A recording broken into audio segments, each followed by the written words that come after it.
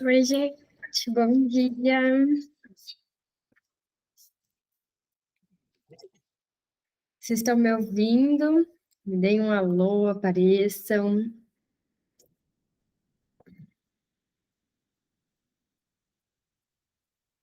Nem que seja no chat, assim, ó, dizendo que vocês estão ouvindo, que assim eu sei.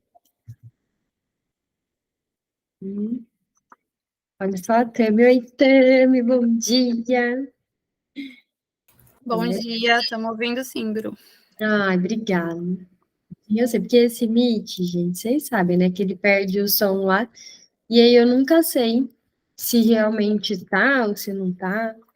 Hoje eu mandei um PDF lá no grupo, mas eu não sei se todo mundo tem o livro, né? Algum dos livros que a gente vai ler. O caso é Elizabeth von R, né? Acho que já estava todo mundo sabendo, mas vocês têm aí o PDF ou o livro para acompanhar? Tá tudo certinho?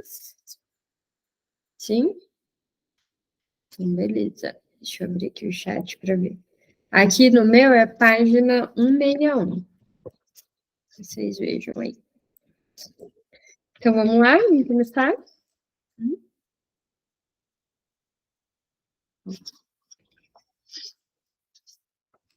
No outono de 1852, um médico meu conhecido pediu que me examinasse uma jovem que vinha sofrendo há mais de 2 anos de dores nas pernas e que tinha dificuldade de andar. Ao fazer esse pedido, acrescentou que julgava tratar-se de um caso de histeria, embora não houvesse nenhum vestígio das indicações habituais dessa neurose. Disse-me conhecer ligeiramente a família e que nos últimos anos ela tivera muitos infortúnios e pouca felicidade. Primeiro, o pai da paciente morrera. Em seguida, a mãe tivera de se submeter a uma séria operação da vista, e logo depois, uma irmã casada sucumbira a uma afecção cardíaca de longa duração após o puerpério. De todas essas dificuldades e todos os cuidados dispensados aos enfermos, a maior parcela caíra sobre a paciente. Minha primeira entrevista com essa jovem de 24 anos de idade não me ajudou a realizar grandes progressos na compreensão do caso. Ela parecia inteligente e mentalmente normal, e suportava seus problemas que interferiam em sua vida social e seus prazeres com ar alegre. A belle indiferença dos histéricos. Aí aqui na nota de rodapé. Freud volta a citar essa expressão perto do fim de seu artigo sobre o recalcamento, de 1915, onde a atribui a Charcot. Como não pude deixar de pensar? Andava com a parte superior do corpo inclinada para frente, mas sem fazer uso de qualquer apoio. Sua marcha não era nenhum tipo patológico reconhecido, e, além disso, de modo algum era notavelmente mal. Tudo o que se observara era que ela se queixava de grande dor ao andar e de se cansar rapidamente ao andar e ao ficar de pé, e que depois de curto intervalo tinha de descansar, o que diminuía as dores, mas não as eliminava integralmente. A dor era de caráter indefinido.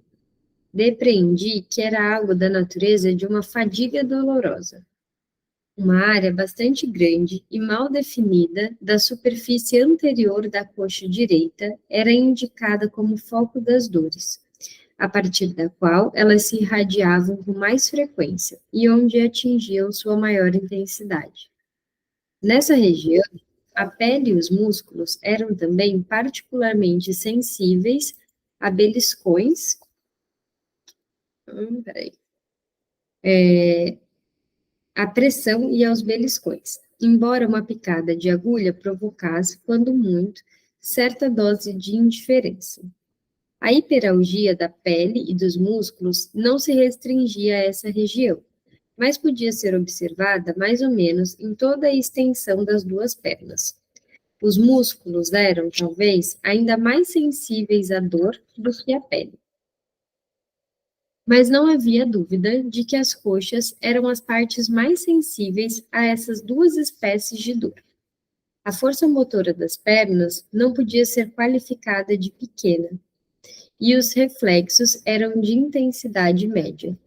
Não havia outros sintomas, de modo que não existia fundamento para se suspeitar da presença de qualquer afecção orgânica grave. O distúrbio se desenvolvera gradativamente durante os 2 anos anteriores e variava bastante em intensidade. Não achei fácil chegar a um diagnóstico, mas resolvi, por 2 razões, concordar com o que fora proposto por meu colega. Isto é, se tratava de um caso de histeria. Em primeiro lugar, fiquei impressionado com a indefinição de todas as descrições do caráter das dores fornecidas pela paciente, que era, não obstante, uma pessoa muito inteligente.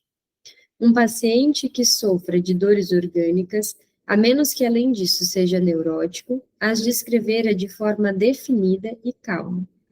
Dirá, por exemplo, que são dores lancinantes, que ocorrem a certos intervalos, que se estendem deste lugar para aquele e que lhe parecem ser provocadas por uma coisa ou outra. Por outro lado, quando um neurastênico, que tem nota de rodapé, o hipocondríaco ou uma pessoa afetada por neurose de angústia, descreve suas dores, dá a impressão de estar empenhado numa difícil tarefa intelectual que ultrapassa em muito suas forças. Suas feições se contraem e se deformam como se ele estivesse sob a influência de um afeto angustiante. A voz torna-se mais aguda e ele luta por encontrar um meio de expressão. Rejeita qualquer descrição de suas dores proposta pelo médico, mesmo que ela depois se revele inquestionavelmente adequada.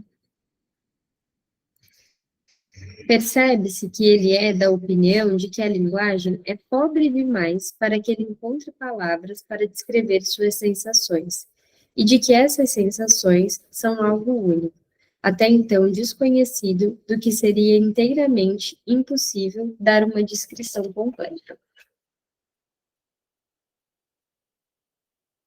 Nós estamos na página 162 do livro. Do PDF, eu não sei se alguém souber que quiser colocar. Por esse motivo, ele jamais se cansa de acrescentar novos detalhes sem cessar. E quando é obrigado a parar, com certeza fica com a convicção de que não conseguiu se fazer entender pelo médico. Tudo isso porque as dores atraíram toda a atenção dele para elas. A senhorita Von R. comportava-se de forma inteiramente oposta, e somos levados a concluir que, já que ela sim atribuía importância suficiente aos seus sintomas, sua atenção devia estar em outra coisa, da qual as dores eram apenas um fenômeno acessório, provavelmente, portanto, em pensamentos e sentimentos que estavam vinculados a ela.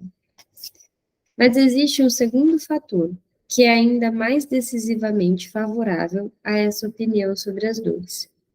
Quando estimulamos uma região sensível à dor em alguém com uma doença orgânica ou um neurastênico, o rosto do paciente assume uma expressão de mal-estar ou de dor física. Além disso, ele se esquiva, retrai-se e resiste ao exame. No caso da senhora Von R., contudo, quando se pressionava ou beliscava a pele e os músculos hiperalgésicos de suas pernas, seu rosto assumia uma expressão peculiar, que era antes de prazer do que de dor. Ela gritava mais e eu não podia deixar de pensar que é como se ela estivesse tendo uma voluptuosa sensação de cócega. Aqui na nota de rodapé. Está assim na primeira edição. Todas as edições ulteriores trazem, sem dúvida, erroneamente histérica. Isto enrubescia, ela jogava a cabeça para trás e fechava os olhos, e seu corpo se dobrava para trás. Nenhum desses movimentos era muito exagerado, mas era indistintamente observável, e isso só podia ser conciliado com um ponto de vista de que seu distúrbio era histérico e de que o estímulo tocara uma zona esterogênica. Aqui eu li a nota de rodapé antes, é agora. Então, aqui é histérica. Eu aqui coloquei vou mostrar para vocês aqui, deixa eu ver se dá para ver, um asterisco aqui, bem no cócegas, grifando, tipo, será que foi cócegas mesmo? Era isso mesmo que ela sentia e foi isso mesmo que ele pensou que ela estava sentindo? Não sei, né? Eu acho que não. Façam suas apostas aí. Então, vamos lá. Sua expressão facial não se ajustava à dor evidentemente provocada pela beliscadura dos músculos e da pele. Provavelmente se harmonizava mais com o tema dos pensamentos que jaziam ocultos por trás da dor e que eram despertados nela pela estimulação das partes do corpo associadas com esses pensamentos. Observei repentinamente expressões de significado semelhante em casos incontestáveis de histeria, quando se aplicava um estímulo às zonas hiperalgésicas. Os outros gestos da paciente eram, é claro, indícios muito leves de um ataque histérico. Para começar, não havia explicação para a localização inusitada de sua zona esterogênica. O fato de que a hiperalgia afeta principalmente os músculos também dava o que pensar. O distúrbio mais habitualmente responsável pela sensibilidade difusa e o local à pressão nos músculos é uma infiltração reumática desses músculos, o reumatismo muscular crônico comum. Já mencionei a tendência desse distúrbio a simular afecções nervosas. Essa possibilidade não entrava em contradição com a consistência dos músculos hiperalgésicos da paciente.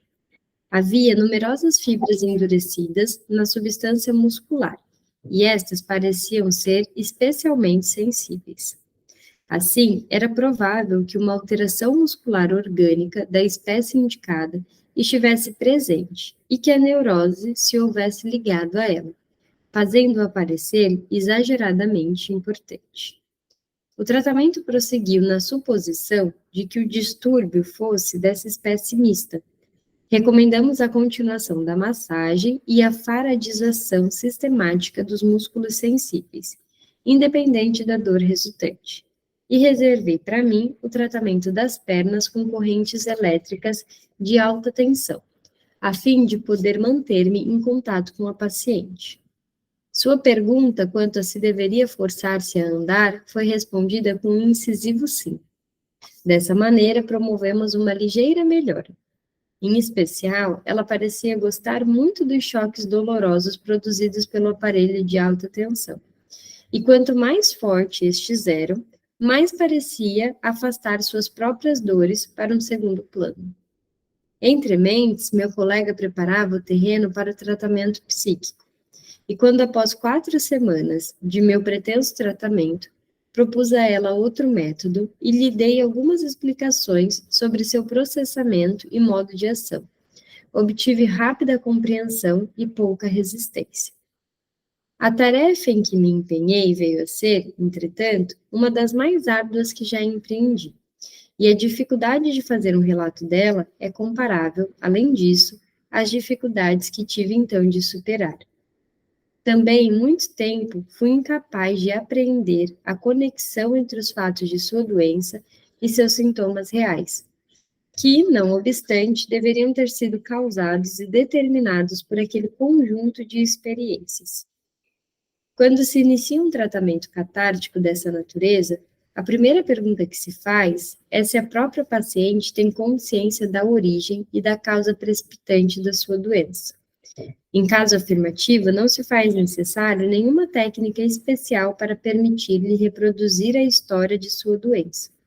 O interesse que o médico demonstra a ela, a compreensão que lhe permite sentir e as esperanças de recuperação que lhe dá, tudo isso faz com que a paciente se decida a revelar o seu segredo. Aqui a gente fala de algo que parece hoje transferência, né? De tudo que tem. Então, o interesse que o médico demonstra, a compreensão e a esperança de recuperação. E aí, o segredo, eu acho que iria mais no sentido de enigma, não no segredo, porque conscientemente a pessoa não sabe, né? Fica ali no inconsciente. Então, para ela, aquilo também é um segredo, que aí eu acho que traduziria melhor no sentido de enigma. Ela também não sabe conscientemente por que aquilo acontece. Desde o início, me pareceu provável que a senhora Elizabeth estivesse consciente da causa de sua doença, que o que guardava na consciência fosse apenas um segredo, e não um corpo estranho. Contemplando-a, não se podia deixar de pensar nas palavras do poeta. Aí eu não vou ler para vocês, né, em alemão, porque não domino, vou ler a nota de rodapé. Sua máscara revela um sentido oculto. Adaptado do Fausto, de Goethe, parte 1, cena 16. Não obstante, ver-se-á depois que eu estava enganado nesse ponto. A princípio, portanto, pude dispensar a hipnose, porém com a ressalva de que poderia fazer o uso dela posteriormente. Se no curso de sua confissão, e aí a gente sabe que hoje não é confissão, não vem nesse sentido, surgisse algum material cuja elucidação não estivesse ao alcance de sua memória. Ocorreu assim que nesta, que foi a primeira análise integral de uma histeria empreendida por mim, cheguei a um processo que mais tarde transformei num método regular e empreguei deliberadamente. Esse processo consistia em remover o material psíquico patogênico camada por camada, e gostávamos de compará-lo à técnica de escavar uma cidade soterrada. Eu começava por fazer com que a paciente me contasse o que sabia e anotava cuidadosamente o ponto em que em alguma frequência de pensamentos permanecia obscura, ou que em algum elo da cadeia casual parecia estar faltando. E depois penetrava em camadas mais profundas de suas lembranças nesses pontos, realizando uma investigação sob hipnose ou utilizando alguma técnica semelhante. Todo o trabalho baseava-se, naturalmente, na expectativa de que seria possível identificar um conjunto perfeitamente adequado de determinantes para os fatos em questão. Examinarei agora os métodos utilizados para a investigação profunda. A história da senhorita Elizabeth me relatou de sua doença foi cansativa, composta de muitas experiências penosas e diferentes. Enquanto fazia o relato, ela não ficava sob hipnose, mas eu a fazia deitar-se e conservar os olhos fechados, embora não me opusesse que o abrisse ocasionalmente, mudasse de posição, se sentasse e assim por diante. Quando ela ficava mais profundamente emocionada do que de costume, uma parte da história, parecia cair num estado mais ou menos semelhante à hipnose. Ficava então imóvel e mantinha os olhos bem fechados. Comecei por repetir o que surgiu como a camada mais superficial de suas lembranças. Sendo a mais jovem de 3 filhas, ela era eternamente apegada aos pais e passara a juventude na propriedade deles, na Hungria. A saúde da mãe era frequentemente perturbada por uma afecção dos olhos, bem como por estados nervosos. Foi assim que ela se viu atraída para um contato muito íntimo com o pai, um homem alegre e experiente conhecedor da vida, que costumava dizer que aquela filha ocupava o lugar de um filho e de um amigo com quem ele podia trocar ideias. Embora a mente da moça encontrasse estímulo intelectual nessa relação com o pai, ele não deixava de observar que a constituição mental dela estava, por causa disso, afastando-se do ideal de que as pessoas gostam de ver concretizando numa moça. Em tom brincalhão, ele a chamava de insolente e convencida, e a aconselhava não ser categórica demais em seus julgamentos, advertindo-a contra o hábito de dizer a verdade às pessoas sem medir as consequências, e muitas vezes dizendo que ela teria dificuldades em achar um marido. Ela se sentia, de fato, muito descontente por ser mulher. Tinha muitos planos ambiciosos. Queria estudar ou receber educação musical e ficava indignada com a ideia de ter que sacrificar suas inclinações e sua liberdade pela opinião pelo casamento. Assim, nutria-se de orgulho pelo pai e do prestígio e posição social da família, e guardava zelosamente tudo que se relacionava com essas vantagens. O altruísmo, contudo, como que colocava em primeiro lugar a mãe e as irmãs mais velhas, quando surgia a ocasião, reconciliava inteiramente seus pais com o lado mais áspero de seu caráter. Em vista da idade das moças, ficou resolvido que a família se mudaria para a capital, onde Elizabeth, durante um curto espaço de tempo, pôde desfrutar de uma vida mais completa e mais alegre no círculo familiar. Mas sobreveio então o golpe que destruiu a felicidade da família. O pai ocultara, ou talvez tivesse ele próprio subestimado, uma afecção crônica do coração, e um dia foi levado inconsciente para casa, com um edema pulmonar. Foi assistido durante 18 meses, e Elizabeth agiu no sentido de desempenhar o papel principal junto a seu leito de doente. Dormia no quarto dele, estava pronta a despertar quando ele chamava à noite, cuidava dele durante o dia e obrigava-se a parecer alegre, enquanto ele se conformava com seu estado irremediável, mostrando uma resignação sem queixas. O início da doença dela deve ter se relacionado com esse período de desvelos, pois ela se recordava de que, durante os últimos 6 meses, ficara acamada por um dia e meio por causa das dores que descrevemos. Ela asseverou, porém, que essas dores passaram rapidamente e não lhe haviam causado nenhuma inquietação nem atraído sua atenção. E, de fato, só 2 anos após o falecimento do pai foi que ela se sentiu doente e ficou impossibilitada de andar por causa das dores.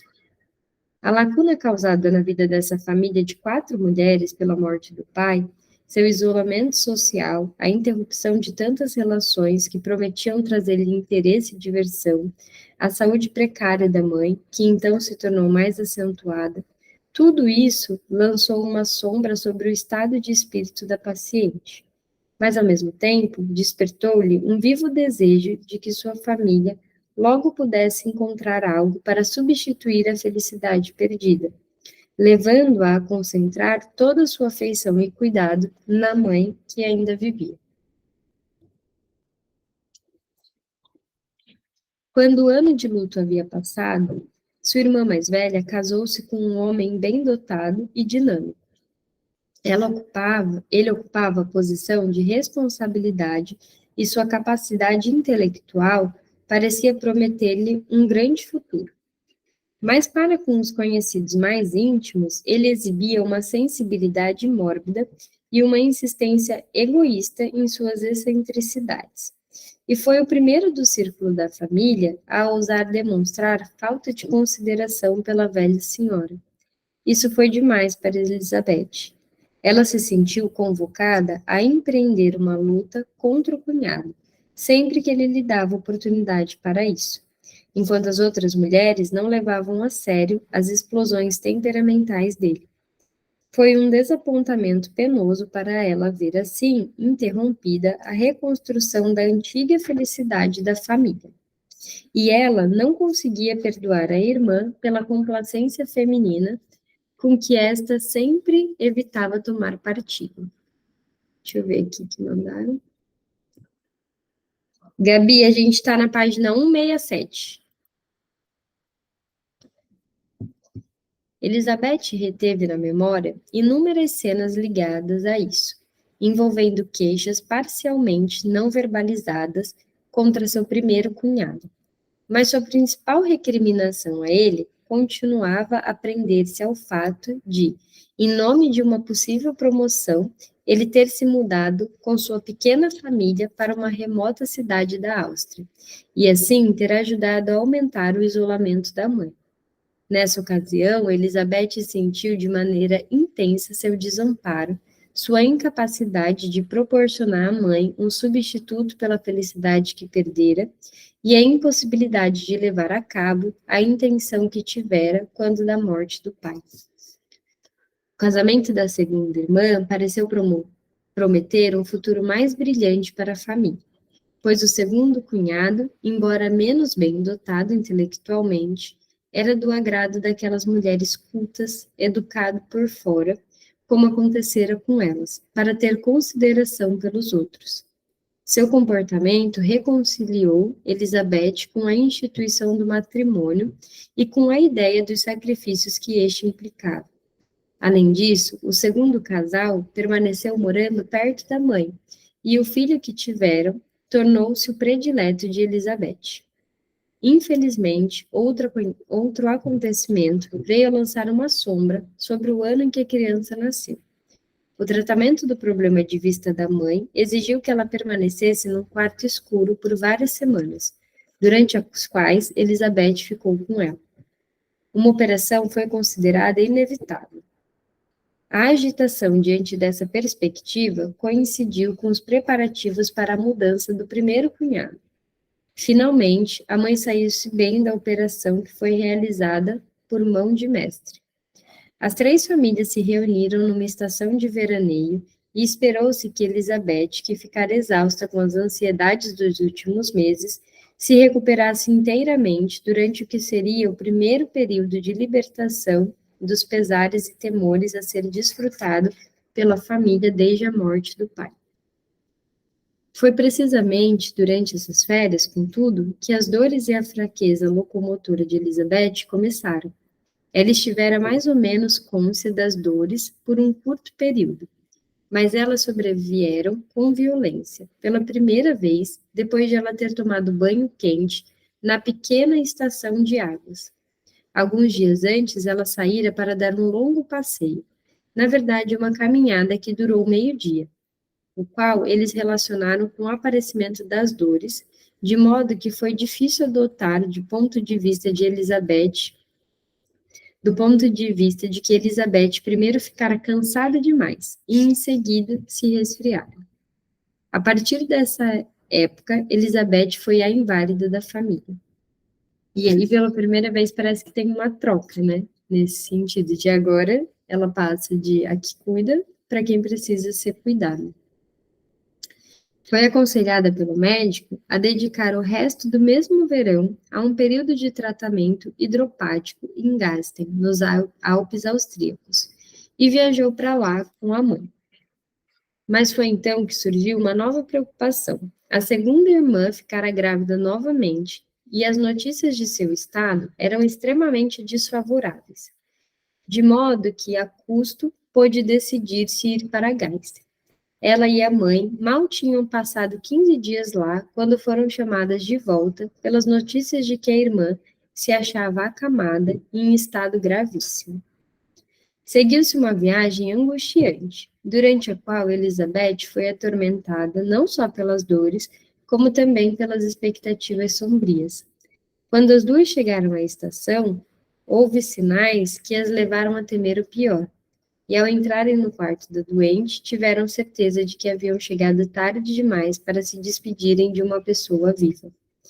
Elizabeth sofreu não só com a perda dessa irmã, a quem amava eternamente, mas quase na mesma medida com os pensamentos provocados pela morte dela e pelas mudanças que esta acarretou.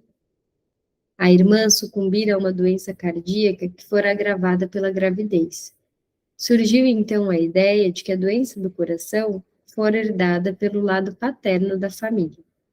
Recordou-se que a irmã morta havia sofrido, no início da adolescência, de coreia, acompanhada de um distúrbio cardíaco brando.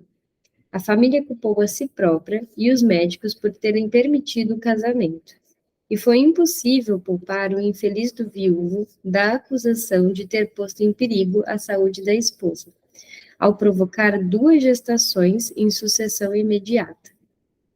A partir dessa época, os pensamentos de Elizabeth se ocuparam ininterruptamente com a sombria reflexão de que, Quando, para variar, as raras condições para um casamento feliz tinham sido preenchidas, essa felicidade chegara a um fim terrível. Além disso, ela viu mais uma vez o colapso de tudo que desejara para a mãe. O cunhado viúvo ficou inconsolável e afastou-se da família da esposa. Ao que parece, a família dele, que se afastara durante seu breve e feliz casamento, achou que aquele momento era favorável para atraí-lo de volta para seu próprio círculo. Não houve meio de preservar a união que existira anteriormente. Não era viável ele morar com a mãe dela, uma vez que Elizabeth era solteira. Como ele também se recusasse a deixar a criança, que era o único legado da esposa morta, sob a custódia de duas mulheres, deu-lhes a oportunidade, pela primeira vez, de acusá-lo de crueldade. Por fim, e este não foi um fato menos aflitivo, chegou aos ouvidos de Elizabeth o boato de que surgira uma querela entre seus dois cunhados. Ela só pôde tentar adivinhar-lhe a causa. Mas, ao que parecia, o viúvo formulara exigências de ordem financeira que o outro declarou injustificáveis, e que, na verdade, em vista do pesar da mãe na ocasião, ele pôde caracterizar como chantagem da pior espécie. Essa era, portanto, a infeliz história dessa moça orgulhosa com sua ânsia de amor. Incompatibilizada com seu destino, amargurada pelo fracasso de todos os seus pequenos planos para o restabelecimento das antigas glórias da família, como todos aqueles a quem amava mortos, distantes ou estremecidos, e despreparada para refugiar-se no amor de algum homem desconhecido, ela viveu 18 meses em reclusão quase completa, não tendo nada a ocupá-la, senão os cuidados com a mãe e suas próprias dores. Se pusermos de lado os grandes infortúnios e penetrarmos nos sentimentos da moça, não poderemos deixar de sentir uma profunda solidariedade humana pela senhorita Elizabeth. Mas quero dizer do interesse puramente médico dessa história de sofrimentos, de suas relações com a dolorosa fraqueza locomotora da paciente e das possibilidades de explicação e cura proporcionadas por nossos conhecimentos desses traumas psíquicos. No que concerne ao médico, a confissão da paciente foi, à primeira vista, uma grande decepção. Era um relato de choques emocionais corriqueiros e nada havia que explicasse por que ela adoecera precisamente de histeria, ou por que sua histeria assumira uma forma específica de uma abasia dolorosa.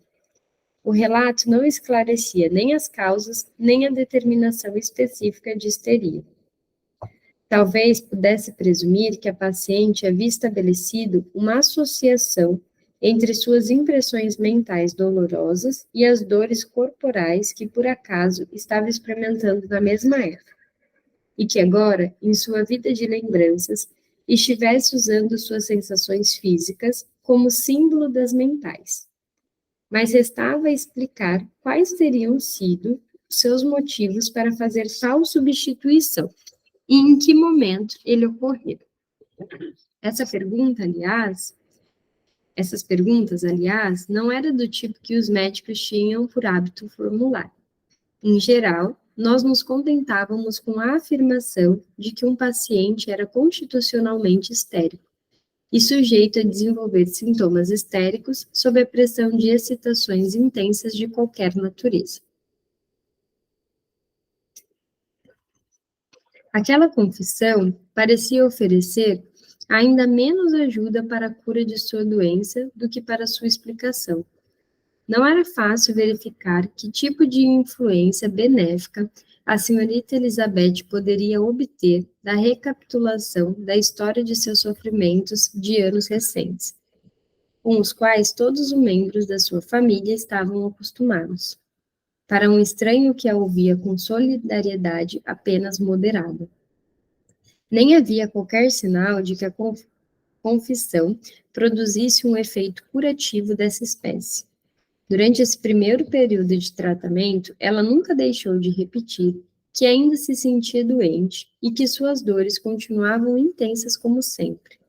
E quando dizia isso, olhando-me com uma expressão maliciosa de satisfação por eu estar confuso, eu não podia deixar de me lembrar da opinião do Sr. von R.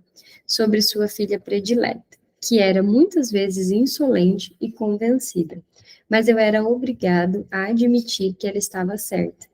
Aqui, quando ele fala dessa questão de não entender como que isso podia trazer algum benefício, acho que todo mundo que, principalmente no começo, assim, já atendeu alguém com uma história bastante difícil, óbvio que todo mundo que procura tem algum sofrimento ali, né? Mas gera essa sensação, né? Tá, mas o que falar vai trazer de benefício mesmo? O que falar pode ser importante ali para curar a dor daquela pessoa? Claro que a gente pensa isso no começo da prática, né? Agora já não mais. Mas não vem essa sensação de não é possível. Eu não sei se vocês sentiram isso, mas na pandemia, eu senti isso quando eu comecei a atender, e na pandemia me veio muito essa sensação também. Parecia que as pessoas falarem sobre aquilo e de toda a tristeza que elas estavam sentindo, não tinha muito o que fazer assim. Parecia que era uma situação que não existia o que fazer, era só triste mesmo e ponto. E cada pessoa que vinha e falava que estava com Covid ou que tinha algum familiar, tudo com Covid, tinha uma sensação de total impotência, assim, de falar sobre isso não vai trazer, assim, uma mudança efetiva, porque não tem o que fazer. Não sei se vocês sentiram isso, quem começou, assim, a atender mais na pandemia e tudo, né, quem tem a experiência antes da pandemia e durante a pandemia e agora depois. Acho que foi um marco bem importante, assim, eu achei bem diferente e específico uma escuta nessa época, principalmente no começo da pandemia.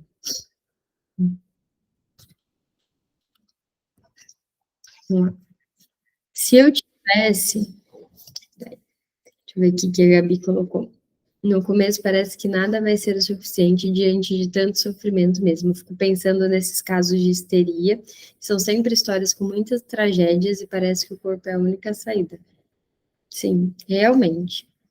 São histórias assim por ver. E não só as histórias, mas as dores em si, né? Também não sei se vocês já tiveram a experiência de atender alguém que tenha fibromialgia. Mas sabe que já atendi pessoas, né, mulheres com fibromialgia, assim, que traziam as dores, e aí era de uma impotência mesmo que elas diziam delas, de não conseguir fazer coisas muito simples, muito básicas. E aí elas falavam, são atividades do dia a dia muito simples, e que eu sei que o meu corpo é capaz de exercer essa função, mas não nesse momento. E aí elas trazem as dores, né, o quão insuportáveis são, e é bem angustiante. Mas parece mesmo que o corpo é uma saída encontrada naquele momento, sim, para dar conta de expressar a dor. Se eu tivesse interrompido o tratamento psíquico da paciente nesse estágio, o caso da senhorita Elizabeth von R. não teria lançado nenhuma luz sobre a teoria da histeria, mas continuei minha análise porque esperava, convicto, que os níveis mais profundos de sua consciência proporcionariam uma compreensão tanto das causas como dos determinantes específicos dos sintomas histéricos. Resolvi, portanto, formular uma pergunta direta à paciente, num estado ampliado de consciência, e indagar-lhe qual teria sido a impressão psíquica a qual se vinculara a primeira emergência de dores nas pernas. Com essa finalidade em vista, propus-me pôr a paciente em hipnose profunda. Infelizmente, porém, não pude deixar de observar que meu procedimento não a colocara em nenhum outro estado, a não ser aquele em que ela já fizera seu relato. Já me dei por satisfeito por ela não ter protestado triunfalmente nessa ocasião. Não estou dormindo, sabe? Não posso ser hipnotizada. Nesse ponto, ocorreu-me a ideia de recorrer ao expediente de aplicar-lhe a pressão na cabeça, cuja origem descrevi na íntegra no caso da Miss Lucy. Realizei isso, instruindo a paciente para que me informasse com fidelidade tudo o que aparecesse em sua imaginação ou de que se lembrasse no momento da pressão. Ela ficou calada por muito tempo. E então, por insistência minha, admitiu ter pensado numa noite em que um jovem a acompanhara até em casa depois de uma festa, da conversa que houvera entre eles e dos sentimentos com que voltara para casa, a fim de ficar à cabeceira do pai enfermo. Então, aqui é a informação, né, que a gente dá até hoje. Fala tudo. Vai falando o que vem na cabeça. Essa primeira menção ao rapaz abriu uma nova corrente de representações, cujos conteúdos extraí então gradativamente. Trata-se aqui de um segredo, pois ela não havia contado a ninguém, exceto a um amigo comum, suas relações com esse rapaz e as esperanças ligadas a elas. Ele era filho de uma família com a qual há muito eles mantinham relações amistosas e que morava perto da antiga propriedade da nossa paciente. O jovem, que era órfão, fora devotadamente afeiçoado ao pai dela e seguira os conselhos deste no tocante à sua carreira. Entendera sua admiração pelo pai às damas da família. Numerosas lembranças de leituras feitas em comum, de trocas de ideias e de observações feitas por ele eram repetidas a ela por outras pessoas apoiaram nela um gradual desenvolvimento da convicção de que ele a amava e a compreendia, e de que o casamento com ele não implicaria sacrifícios por parte dela. Sacrifícios esses que ela tanto temia no casamento de maneira geral. Infelizmente, ele era um pouco mais velho do que ela, e ainda estava longe de poder sustentar-se, mas ela estava firmemente determinada a esperar por ele. Depois que o pai de Elizabeth adoeceu gravemente e ela ficou muito ocupada em cuidar dele, seus encontros com o namorado se tornaram cada vez mais raros. A noite da qual ela se recordava pela primeira vez representou o que fora, na verdade, o clímax dos sentimentos dela. Mas mesmo nessa ocasião, não tinha havido nenhum éclaircissement, não sei o que significa, mas deve ser um trelelê ali, né, entre eles. Naquela ocasião, ela se deixara convencer, por insistência da família e do próprio pai, a ir a uma festa em que era provável que o encontrasse. Quisera voltar cedo para casa, mas fora pressionada a ficar, e cedera quando ele prometeu acompanhá-la até a residência dela. Elizabeth nunca experimentou sentimentos tão afetuosos para com ele como enquanto ele a acompanhou nessa noite. Mas ao chegar tarde em casa, nesse estado de espírito abençoado, ela constatou que o pai sofrera uma piora e se recriminou amargamente por ter sacrificado tanto tempo à sua diversão. Como dá para a gente perceber sentimento de culpa, né, nesses relatos? Ela parece que se sente culpada por tudo, né, carregando nas costas, então, a morte do pai, da irmã, a morte nesse ponto não, mas da questão da piora dele. Essa foi a última vez que se afastou do pai doente por uma noite inteira. Encontrou-se poucas vezes com um namorado depois disso. Após a morte do pai, o jovem pareceu afastar-se dela em sinal de respeito por seu pesar. O curso da vida levou-o, então, por outros rumos. Ela teve de se acostumar pouco a pouco com a ideia que o interesse dele por ela fora substituído por outros, e de que ela o havia perdido. Mas essa decepção em seu primeiro amor ainda a feria sempre que ela pensava nele. Foi nessa relação, portanto, e na cena descrita acima, na qual ela atingiu seu auge, que pude procurar as causas de suas primeiras dores histéricas. O contraste entre os sentimentos de alegria que ela se permitira ter naquela ocasião e o agravamento do estado do pai com que deparara ao voltar para casa constituiu um conflito, uma situação de incompatibilidade. O resultado desse conflito foi que a representação erótica foi recalcada para longe da associação, e o afeto ligado a essa representação foi utilizado para intensificar ou reviver uma dor física que estivera presente simultaneamente ou pouco antes. Assim, tratava-se de um exemplo do mecanismo de conversão, com finalidade de defesa, o qual descrevi com pormenores em outro texto. E aí, esse texto que ele se refere é às neuropsicoses de defesa. Vários comentários, é claro, podem ser feitos a essa altura. Devo ressaltar que não consegui estabelecer, com base em suas recordações, se a conversão ocorreu no momento de sua volta a casa. Assim, procurei por experiências semelhantes durante o tempo em que ela cuidou do pai e trouxe à tona grande número delas. Entre essas, uma importância especial se prendeu. Por causa de sua ocorrência frequente, as cenas em que, o chamado do pai, ela pulava da cama de pés descalços num quarto frio. Eu me senti inclinado a atribuir alguma importância a esses fatores, visto que, além de se queixar de dor nas pernas, ela também se queixava de torturantes sensações de frio. Não obstante, mesmo aqui, fui incapaz de obter qualquer cena passível de ser identificada como aquela que ocorreu a conversão. Por essa razão, eu me sentia inclinado a achar que havia uma lacuna na explicação nesse ponto. Até me lembrar que, de fato, as dores histéricas na perna não haviam surgido durante o período em que ela estava cuidando do pai. Ela só se recordara de um único acesso de dor, que durara apenas 1 ou 2 dias e não lhe chamara atenção. Dirigi, então, minhas indagações para esse primeiro aparecimento das dores. Consegui reavivar com segurança a lembrança de que a paciente tinha dele. Precisamente naquela ocasião, um parente os visitara e ela não pudera recebê-lo por estar de cama. Esse mesmo homem fora infeliz o bastante para visitá-las novamente 2 anos depois, para encontrá-la de cama mais uma vez. Mas, apesar de repetidas tentativas, não conseguimos descobrir qualquer causa psíquica para as primeiras dores.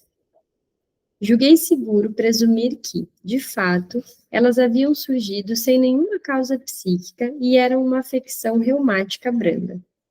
Pude perceber que esse distúrbio orgânico, que foi o modelo copiado em sua histeria posterior, teria de ser situado, de qualquer modo, antes da cena em que ela voltara da festa acompanhada. A julgar pela natureza das coisas, não obstante, é possível que essas dores, sendo de origem orgânica, tivessem persistido por algum tempo em grau atenuado, sem serem muito percebidas.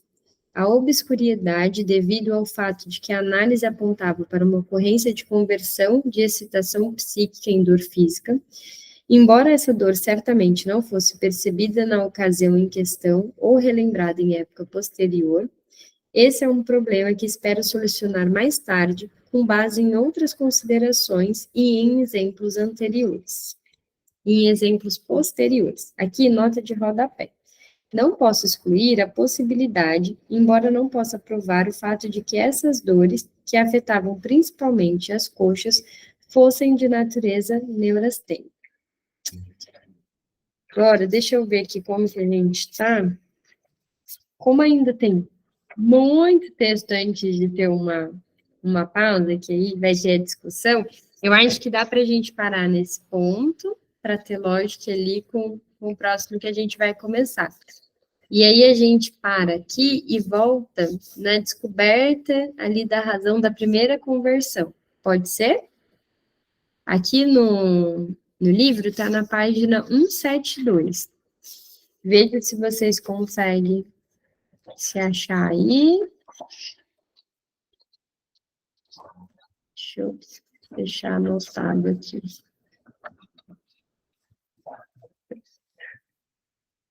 Vocês marcaram aí, então, página 172, tudo certo? E a gente finaliza e volta, então, na próxima quinta, tá bom? Obrigada por vocês estarem aqui, um beijo, até semana que vem.